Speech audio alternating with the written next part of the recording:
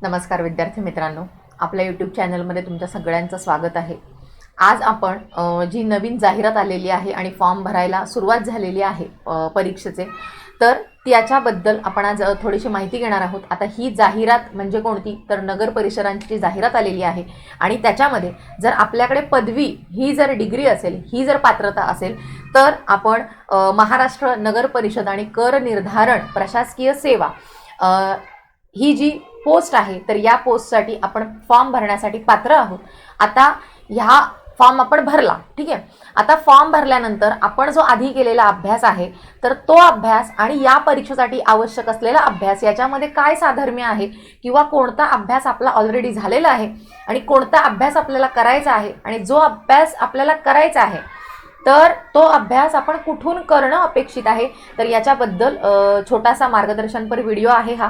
आणि याच्यानंतर सगळ्यात महत्त्वाचा मुद्दा म्हणजे याचा जो पगार आहे, म्हणजे ह्या ज्या जागा आहेत या जागांसाठीचा जो पगार आहे, जरी ही गट क सरळ सेवा परीक्षा असली तरी याच्यामध्ये गट अ, गट ब आणि गट क अशा 3 श्रेणी आहेत आणि त्या 3 श्रेणींना आपण जसं कंबाईनच्या परीक्षा देतो, तर आपण जे ग्रुप सीच्या परीक्षा देतो, तर त्याचप्रमाणे या हे जी पदं आहेत तर या पदांना सुद्धा जो पगार आहे तर तो पगार किंवा वेतन श्रेणी जी आहे तर ती मिळणार आहे। आणि त्याच्यामुळे ही जी जाहिरात आहे, ही जाहिरात सरळ सेवा म्हणजे अगदी सरळ सेवेच्या याला न घेता खूप जास्त सिरियसली अभ्यास करायचा आहे, कारण जागा सुद्धा तेवढ्या जास्त आहेत। आता जसं आपल्याकडे पदवी असेल तर आपण ज्या मुख्य याच्याबद्दल बोलत आहोत, मुख्य जाहिरातीबद्दल बोलत आहोत, तर ती पोस्ट आहे महाराष्ट्र नगर परिषद कर निर्धारण आणि प्रशासकीय सेवा। आता सगळ्यात पहिल्यांदा की याच्या जागा किती आहेत, तर याच्या टोटल 579 जागा आहेत। याच्या जागा किती आहेत, तर याच्या जागा 579 आहेत। आता याच्यामध्ये त्यांनी काय केलेलं आहे, तर अ, ब आणि क अशा 3 श्रेणी आहेत आणि 3 श्रेणींच्या मिळून 579 जागा याच्या आहेत। आता कोण हा फॉर्म भरण्यासाठी पात्र आहे, जसं आपण आधी म्हणालो की जर आपल्याकडे डिग्री असेल, कुठल्याही शाखेतली आपल्याकडे डिग्री असेल, तर आपण या परीक्षेचा फॉर्म भरण्यासाठी पात्र आहोत, आपल्याकडे ती पात्रता आहे, ठीक आहे। आता याच्यामध्ये एकूण 2 पेपर आहेत, ठीक आहे। तर पेपर 1 ला काय सिलेबस आहे आणि पेपर 2 ला काय सिलेबस आहे, अजून आपल्याला एक्स्ट्रा काय करणं गरजेचं आहे, तर त्याच्याबद्दल आपण माहिती घेणार आहोत। याच्या आधी काही गोष्टी मला सांगायच्या आहेत की आपला जो मेंटरशिप प्रोग्राम आहे, माधुरी खेडेकर हा प्ले स्टोअरला ॲप आहे, तर या ॲपवरती आपण मेंटरशिप प्रोग्राम आपला रन करत आहोत। आता या मेंटरशिप प्रोग्राममध्ये मराठी असेल, इंग्लिश असेल आणि आपल्या परीक्षांना जेवढे आवश्यक आहेत तेवढे सगळे विषय आपण रिव्हिजनच्या माध्यमातून शॉर्टमध्ये आपल्याला त्यांची रिव्हिजन कशी करता येईल अशा माध्यमातून आपण ते कव्हर केलेले आहेत। याच्यामध्ये आपले लाईव्ह लेक्चर्स असतात। आता सध्या आपला इकॉनॉमिक्स हा जो विषय आहे आणि इंग्रजी ग्रामर हा विषय आहे, जो की येत्या 5-6 दिवसामध्ये पूर्ण होणार आहे, तर हे चालू आहे। याच्या आधी आपलं काय काय पूर्ण झालेलं आहे, तर मराठीचं संपूर्ण ग्रामर रिव्हिजनच्या माध्यमातून पूर्ण झालेलं आहे। त्याचबरोबर पॉलिटी विषय आहे, हा पॉलिटी पूर्ण झालेला आहे। भारताचा भूगोल आहे, तर भारताचा भूगोल झालेला आहे। 8वी ते 10वीचं जे सामान्य विज्ञान आहे तर ते सामान्य विज्ञान पूर्ण झालेलं आहे। त्याच्याच बरोबर आता सुरू असलेला इकॉनॉमिक्स जो की येत्या 5-6 दिवसात कंप्लीट होईल, त्याचबरोबर इंग्रजी ग्रामर आहे तर ते सुद्धा येत्या 5-6 दिवसामध्ये पूर्ण होणार आहे। आणि त्याच्यानंतर इतिहास हा विषय आपला सुरू होणार आहे, इतिहास आणि महाराष्ट्राचा भूगोल।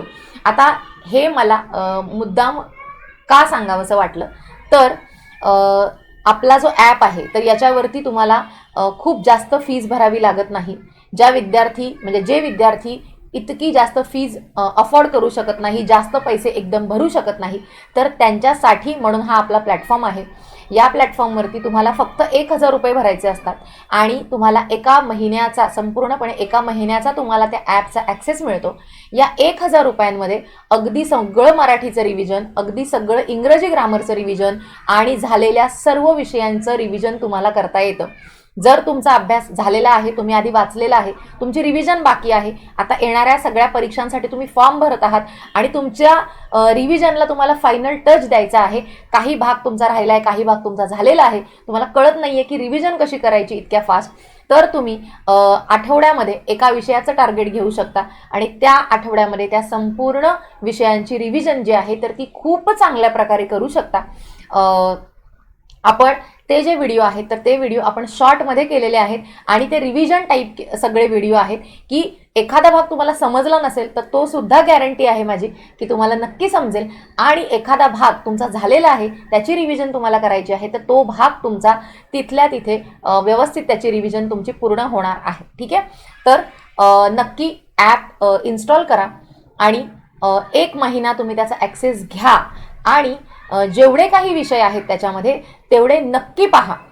म्हणजे तुम्हाला जर फायनल रिव्हिजन करायची असेल, तुम्हाला एवढ्या सगळ्या विषयांची रिव्हिजन एका महिन्यात पूर्ण करायची असेल आणि तीही कमी पैशात, तर तुम्ही 100% तुम्हाला या ॲपचा उपयोग होणार आहे. ठीक आहे, आता परत आपल्या मुद्द्याकडे येऊया की आपण जसं म्हणत होतो की नगर परिषद कर निर्धारण आणि प्रशासकीय सेवा ही ती पोस्ट आहे. आता याच्यामध्ये 2 पेपर आहेत, जो पेपर 1 आहे आणि पेपर 2 आहे. आता हा जो पेपर 1 आहे, जसं तुम्ही कुठल्याही पोस्टसाठी फॉर्म भरला तरी सुद्धा पेपर 1 जो आहे हा पेपर 1 सगळ्यांसाठी कॉमन आहे. आता या पेपर 1 मध्ये काय आहे तर याच्यात मराठी आहे, इंग्रजी आहे, सामान्य ज्ञान आहे आणि बौद्धिक चाचणी म्हणजे बुद्धिमत्ता आहे, रिझनिंग आहे. याच्यामध्ये 30 मार्क अशा प्रकारे तो पहिला पेपर होणार आहे 120 मार्कांचा, म्हणजे 60 प्रश्न आणि 120 मार्क अशा प्रकारे जो पहिला पेपर आहे तर तो होणार आहे आणि तो सगळ्या पोस्टसाठी कॉमन असणार आहे. ठीक आहे, त्यामुळे मराठी ग्रामर झालं, इंग्लिश ग्रामर झालं, हे तुम्हाला कंपल्सरी करणंच आहे. ठीक आहे, याच्यानंतर GS आहे जे ओव्हरऑल GS होतं ज्याच्यामध्ये, आणि बौद्धिक चाचणी म्हणजे रिझनिंग जे की आपण सगळ्याच परीक्षांना करत असतो. आता राहिला पेपर 2चा भाग, तर त्या पेपर 2 मधले कोणकोणते प्रश्न आहेत जे की आपले झालेले आहेत. हा 200 मार्कांचा पेपर आहे, जसं की 100 प्रश्न असतील आणि 200 त्याला मार्क असणार आहेत. आता याच्यामध्ये सगळ्यात पहिल्यांदा तर पेपर 1 जसं आपण म्हणालो तर पेपर 1 मध्ये आहे सर्वसामान्य, एक तर शब्दसंग्रह आणि दुसरा आहे व्याकरणाचा भाग. तर याच्यावरती आपल्याला टोटल 30 प्रश्न आहेत, म्हणजे 30 मार्क जे आहेत तर ते 30 मार्क असणार आहेत, 15 प्रश्न आणि 30 मार्क. याच्यानंतर इंग्रजी आहे, तर इंग्रजीमध्ये वोकॅबलरी म्हणजे शब्दसंग्रहाचा भाग आणि त्याच्यानंतर ग्रामरचा जो भाग आहे आणि कॉम्प्रेहेन्शन म्हणजे जो आपला पॅसेज असतो तो. अशा प्रकारे 3 जे घटक जे आपण इतर गोष्टींसाठी अभ्यासतो ते सगळे घटक आपल्याला या पेपरमध्ये असणार आहेत. इंग्रजीमध्ये सामान्य ज्ञान म्हणजे संपूर्ण GS आहे, मग याच्यामध्ये काहीही विचारलं जाऊ शकतं. त्याच्यानंतर जसं आपण पेपर 1 मध्ये हे बघत आहोत, तर सामान्य ज्ञानामध्ये आता ते काय काय विचारू शकतात, तर जसं की इतिहास, म्हणजे पेपर 2 ला आपण तोच अभ्यास करणार आहोत, पेपर 1 मध्ये सुद्धा GSचा तोच अभ्यासक्रम आपल्याला येणार आहे. तर इतिहास आहे, भूगोल आहे, महाराष्ट्राचा विशेषतः इतिहास आहे, त्याचबरोबर राज्यव्यवस्था आहे, पॉलिटी आहे, करंट अफेअर्स जो आपण अभ्यास करतो तो आहे, पर्यावरणाचा भाग येणार आहे, त्याचबरोबर बुद्धिमापन चाचणी म्हणजे GS मध्ये त्यांनी सांगितलंय पर्यावरणावर प्रश्न येतील, करंटचे प्रश्न येतील, पॉलिटीचे प्रश्न येतील, महाराष्ट्राचे प्रश्न येतील, भूगोलाचे प्रश्न आणि अर्थव्यवस्थेचे प्रश्न. अशा प्रकारे GS मध्ये सगळे भाग आपल्याला येणार आहेत. ठीक आहे, हा झाला आपला पेपर 1.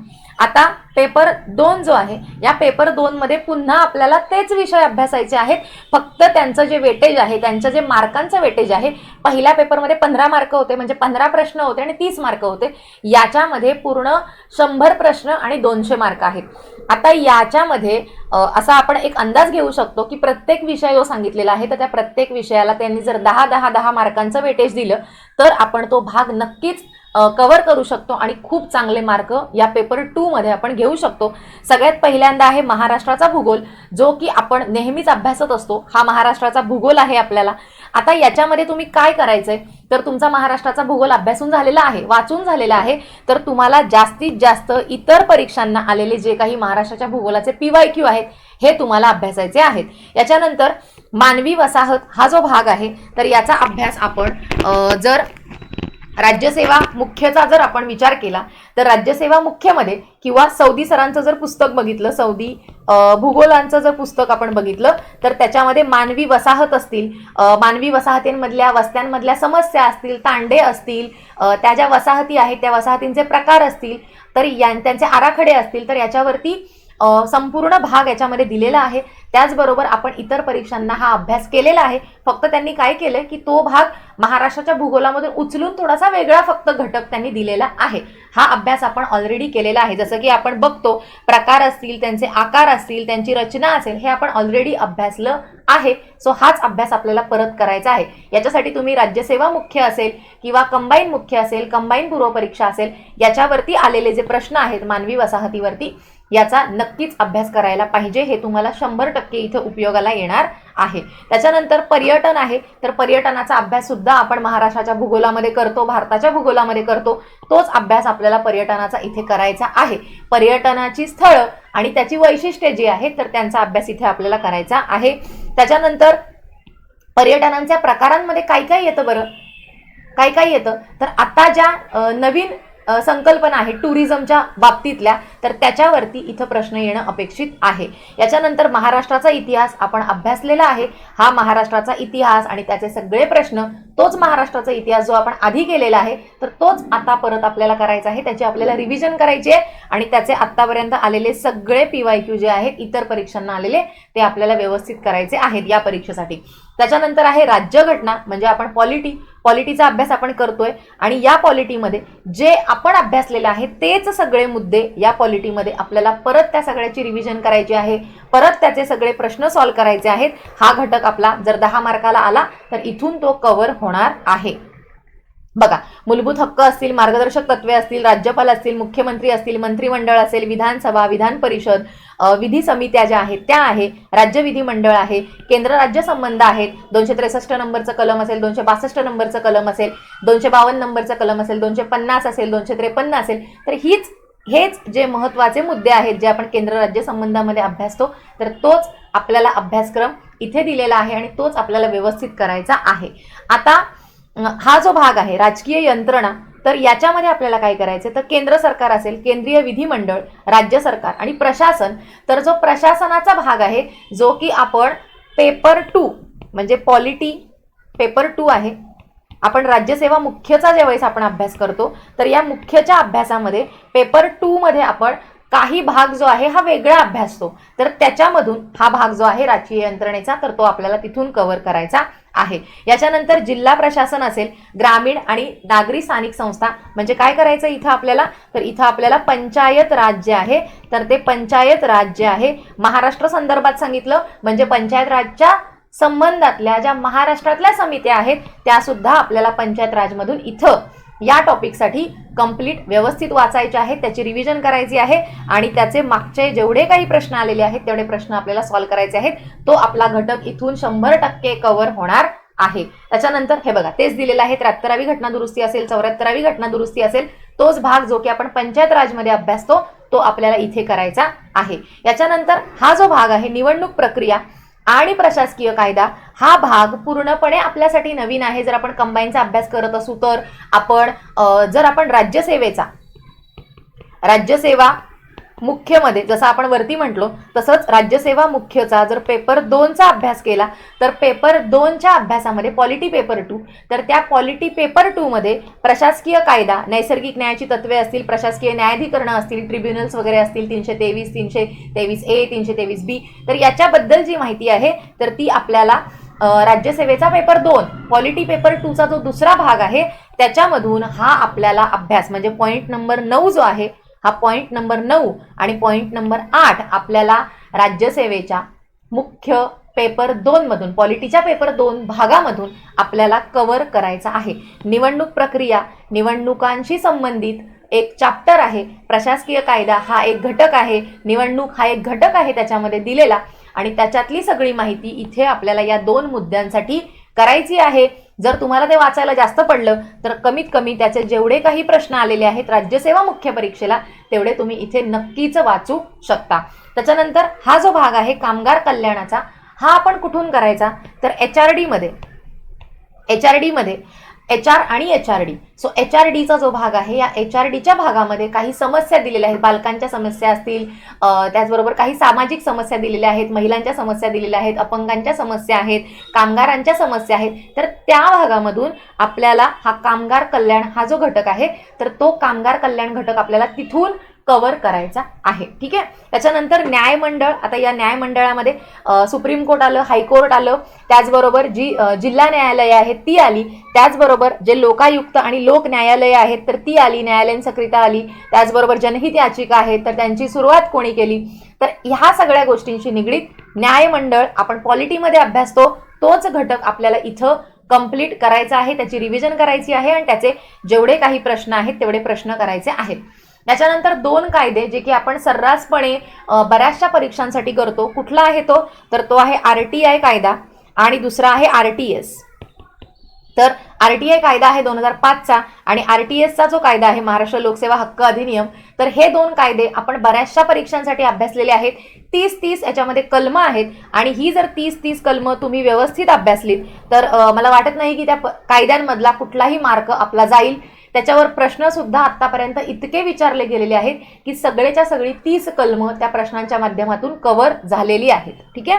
आता 2 गोष्टी आहेत. आता एक इथं गोष्ट आहे भ्रष्टाचार प्रतिबंधक अधिनियम, जो की आपल्याला नवीन असेल आपल्यासाठी आणि तो आपल्याला व्यवस्थित अभ्यासायचा आहे. आणि दुसरा भाग की संगणक आणि माहिती तंत्रज्ञान, जो आपण बऱ्याचशा परीक्षांसाठी अभ्यासतो, तर तो कम्प्युटरचा भाग आपल्याला इथं कव्हर करायचा आहे. आता इथं कुठून तुम्ही बरं करणार कम्प्युटरचा भाग? तर कम्प्युटरवरती तुम्हाला वाचायचं नसेल किंवा तुम्हाला थिअरी त्याची वाचायला कठीण जात असेल तर सगळ्यात सोपं याचे आत्तापर्यंत आलेले जितके काही प्रश्न आहेत तर तितके सगळे प्रश्न आत्तापर्यंत वेगवेगळ्या परीक्षांना आलेले प्रश्न जरी तुम्ही व्यवस्थित कव्हर केलेत, वाचून घेतलेत, त्यांची व्यवस्थित रिव्हिजन केलीत 2-3 वेळा, तर 100% आपला कम्प्युटरचा प्रश्न जो आहे तर तो तिथून आपला सुटणार आहे. ठीक आहे. याच्यानंतर पुन्हा आपल्याला इकॉनॉमिक्सच्याच भागामध्ये जायचं आहे. इकॉनॉमिक्समध्ये जो LPG घटक आहे, आर्थिक सुधारणा आणि कायदे, जो की आपण आपल्या प्रोग्राममध्ये ऑलरेडी आपला कव्हर झालेला आहे. सार्वजनिक वित्त व्यवस्था असेल तर याच्यावरती जर 10-10 मार्कांचे जर प्रश्न आले तर 100% हे 20 मार्क आपल्या हातातून जाता कामा नयेत.